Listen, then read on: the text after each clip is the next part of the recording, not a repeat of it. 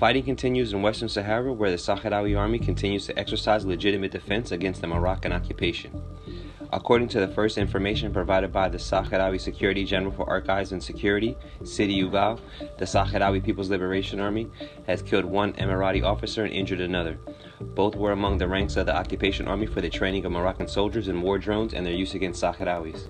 Several pages of the Sahrawi press have received cyber attacks with the aim, they suspect, that Morocco intends to censor information on the reality of the war in Western Sahara. From Algiers, the Russian ambassador has declared that both countries are in agreement regarding the question of Western Sahara. Europe has registered more than 100 demonstrations in support of the Sahrawi people and demanding the independence of the entire Western Sahara.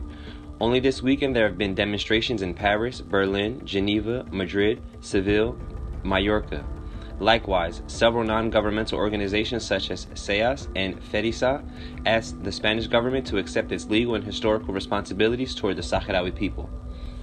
On the other hand, from Barcelona, the Parliament of Catalonia, through a statement, has stated that it considers the military actions of the Sahrawi people legitimate.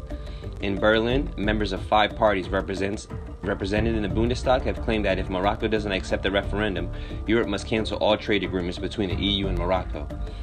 In Sydney, on November 25th, the Australian Greens Party expressed its condemnation of Morocco's violation of the ceasefire and its military aggression against Western Sahara, after its attempt on November 13th to attack Sahrawi civilians who were demonstrating peacefully in the Gujarat area, and it demands the implementation of the referendum without delay. In Chile, deputies and senators have asked their government to condemn the violation of the ceasefire by Morocco and Western Sahara.